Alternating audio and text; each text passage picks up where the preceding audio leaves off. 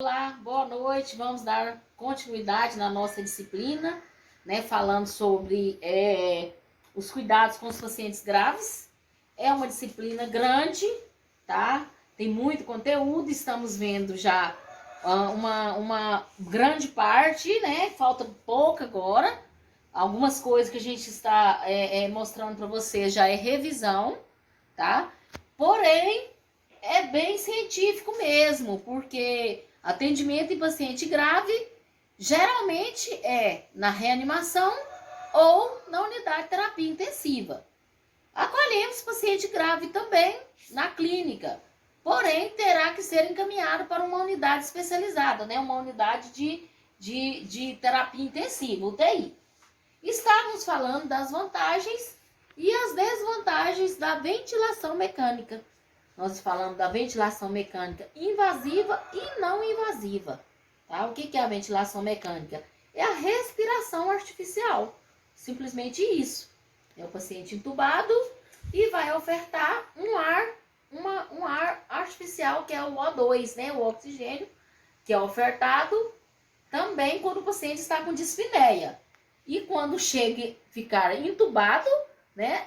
É um ar também, o mesmo ar que nós ofertamos quando ele está com dispneia, certo? Então, qual que é a vantagem? Situação de maior gravidade, gasto metabólico, controle total da função ventilatória, a gasometria, que a gasometria tem um aparelho de gasometria, nós não temos por aqui, vocês não terão ainda a oportunidade de ver, porque não temos. As vantagens, atrofia por desuso da musculatura respiratória. Tá? Às vezes pode ter uma atrofia, tá? Por um desuso, né?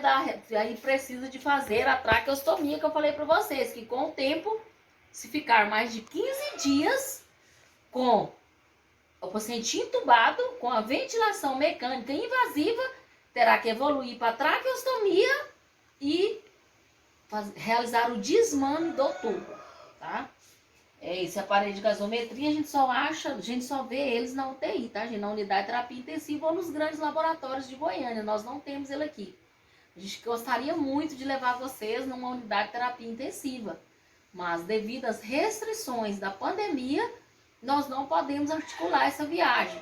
Infelizmente, mas assim, pela desenvoltura de vocês no estágio, eu estou vendo que vocês estão aprendendo.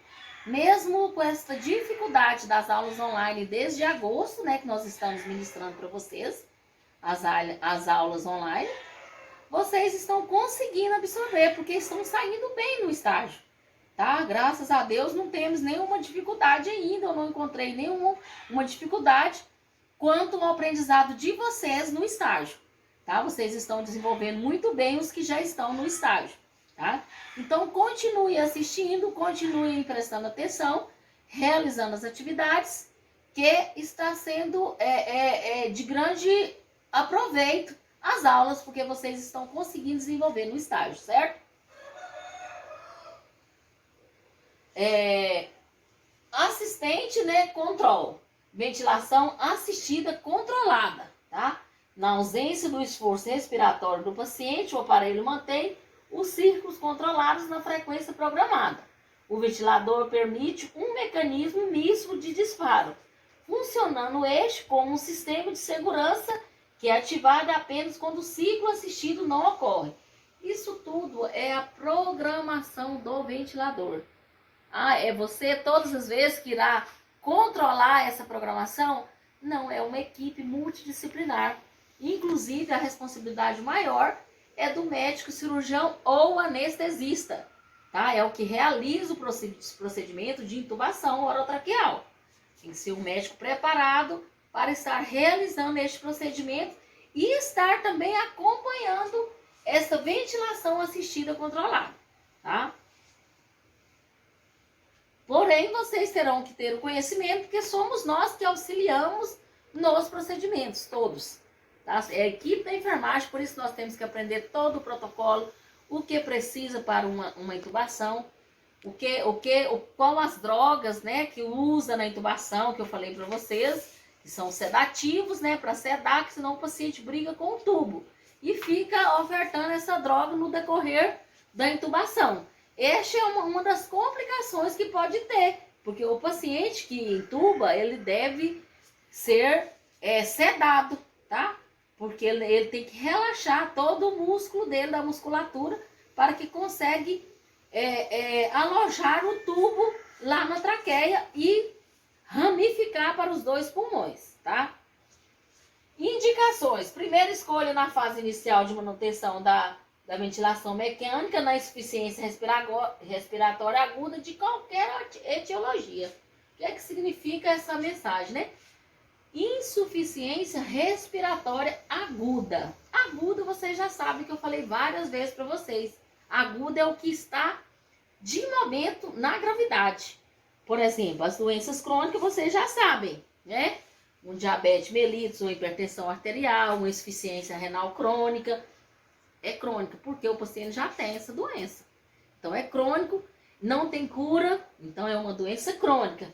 Aguda são várias doenças que chegam, por exemplo, a insuficiência respiratória aguda é a que começou a falta de ar naquele momento. Então é aguda, é uma doença aguda, tá?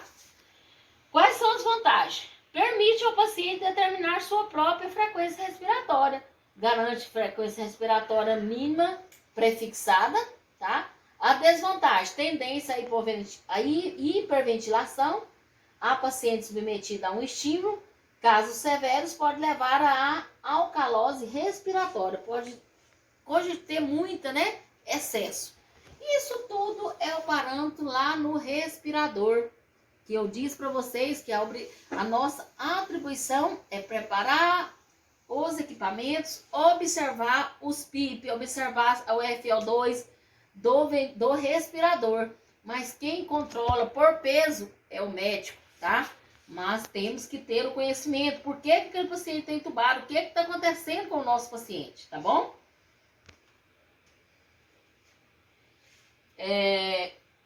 Tem essa outra ventilação mandatória, intermitente, sincronizada. Isso tudo faz parte, né, das ventilações na UTI.